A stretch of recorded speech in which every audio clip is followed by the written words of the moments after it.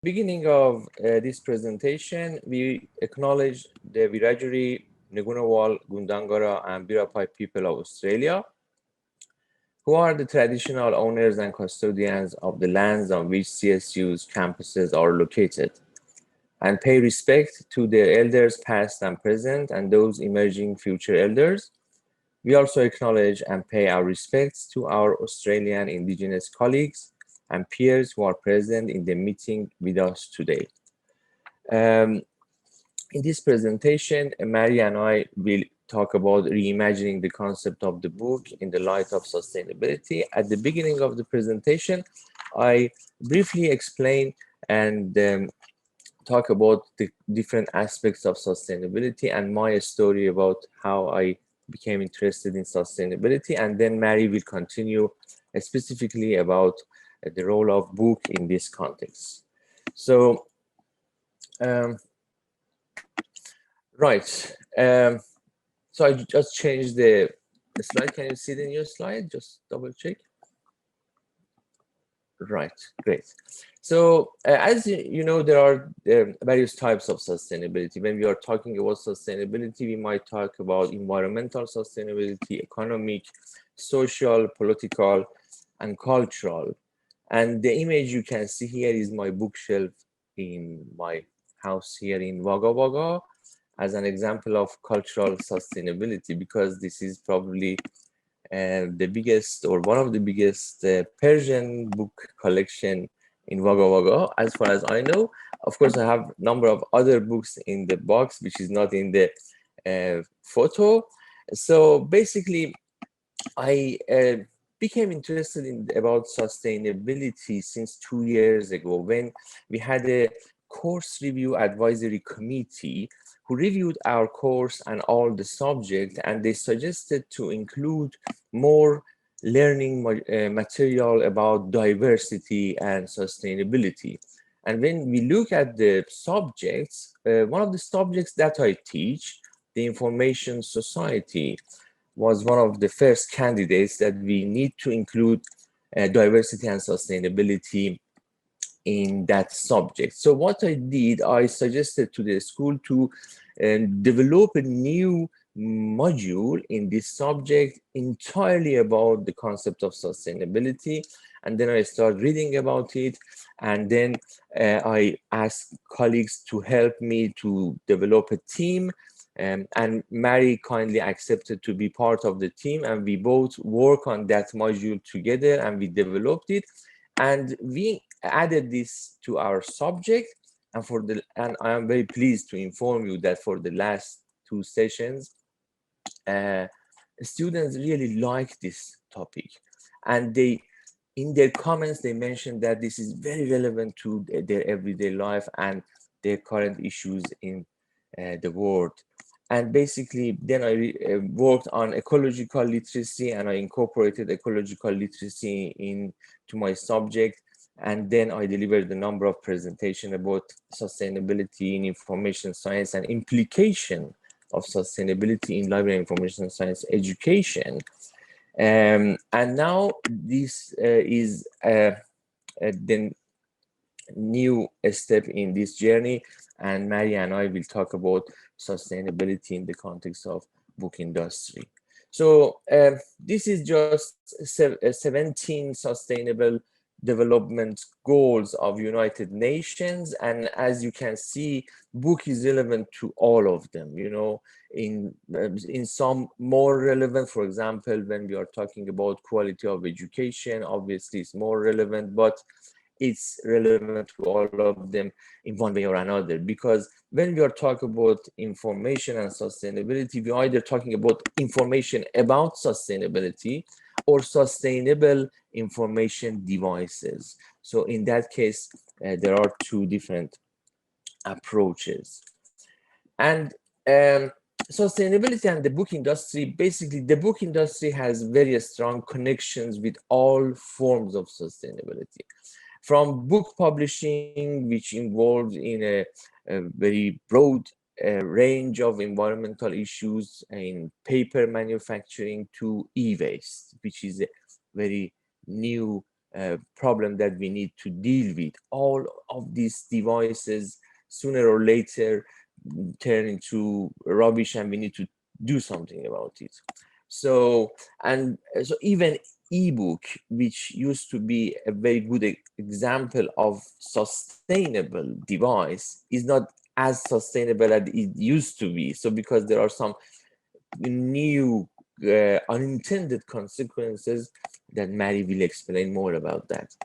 And then book publishing is a global market with enormous number of linking with other sectors, again, in a very broad range from marketing to transportation.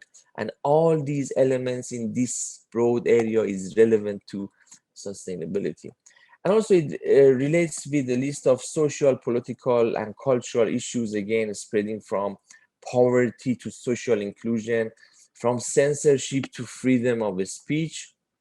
In my research topic that just I briefly just mentioned here, in serious leisure, what people do in their hobby, in their volunteer activities, which is part of basically cultural and social sustainability, because research in this area shows that um, spending time on hobbies and other leisure activities will increase social inclusion, social connectedness.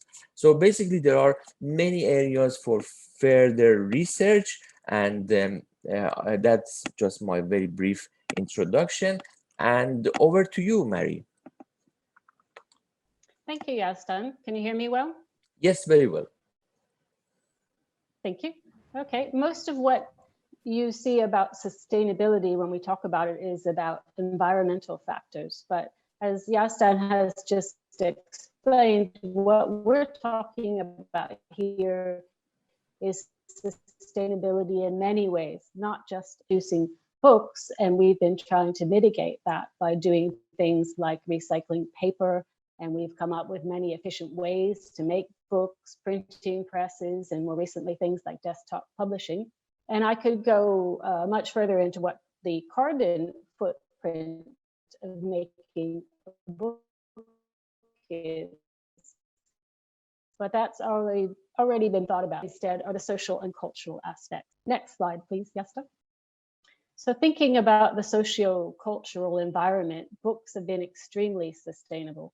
People use them to share all sorts of information, stories, recipes, facts, arguments, whatever people can think of and write about or draw or take pictures of. And learning to read and learning how to read a book is one of the very first things that we want children to learn how to do when they start school. Well, why is that? I think Amanda Lonergan summed it up wonderfully when she said, once you've opened up a book, you've opened up your mind. So books have been very sustainable as a form of sharing information. It brings huge benefits to us as a society and as a culture.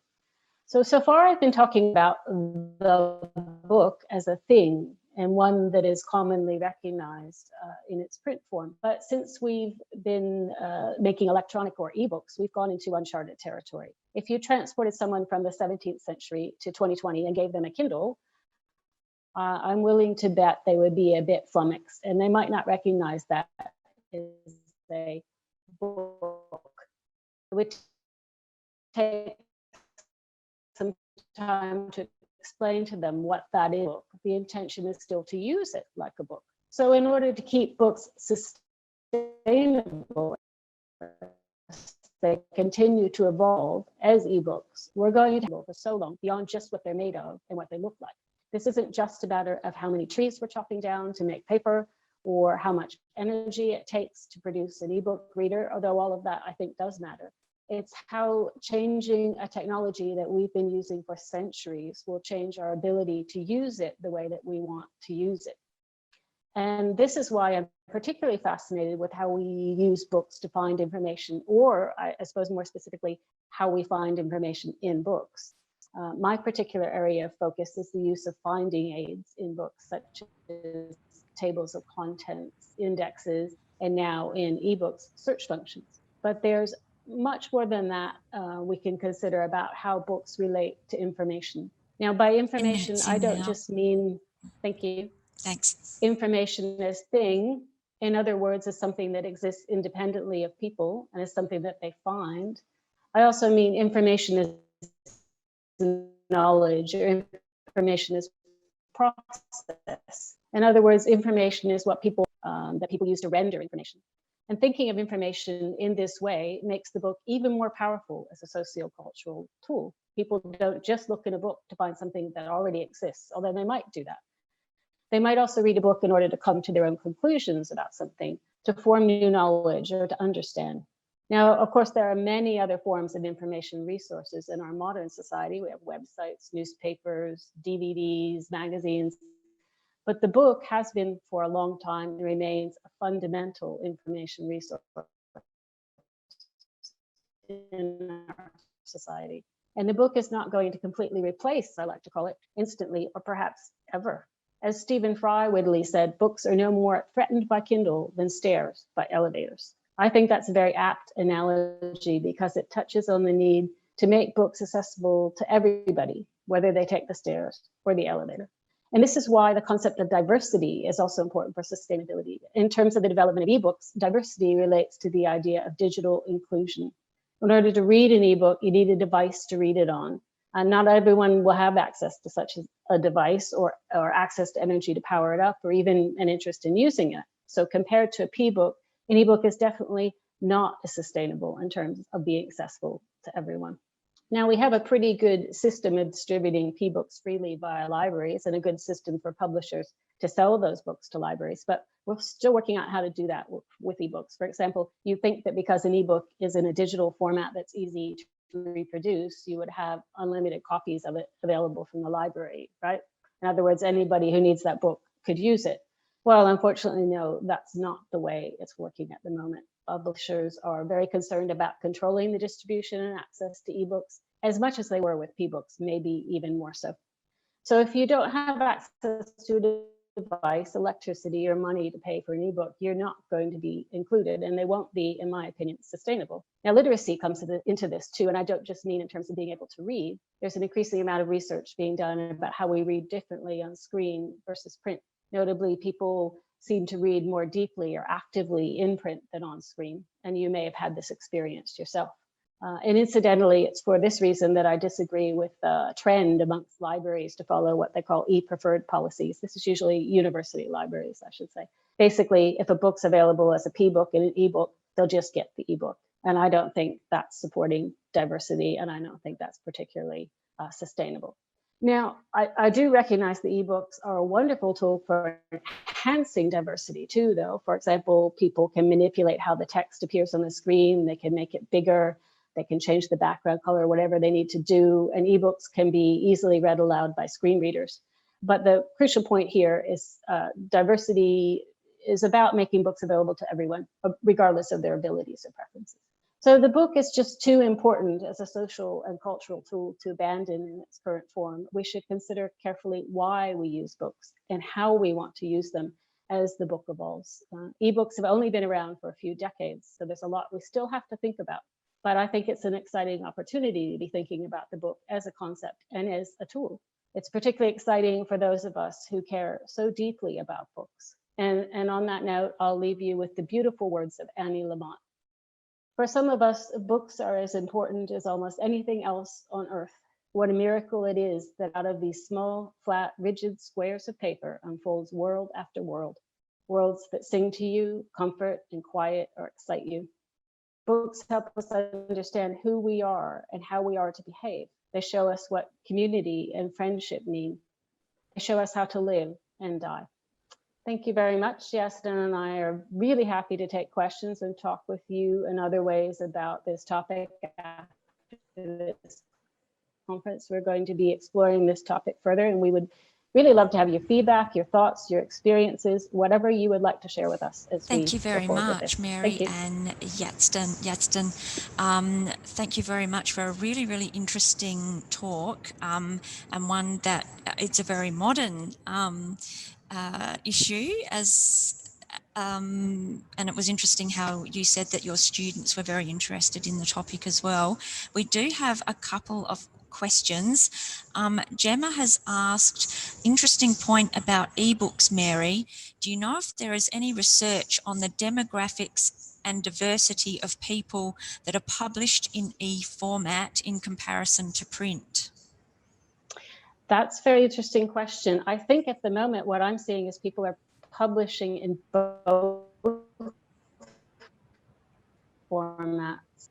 Many publishers will start with a print book and then they'll create what they call an ebook version of it, which is often just a replica of the print book made into, say, a static PDF or what I would consider to be a not very good ebook.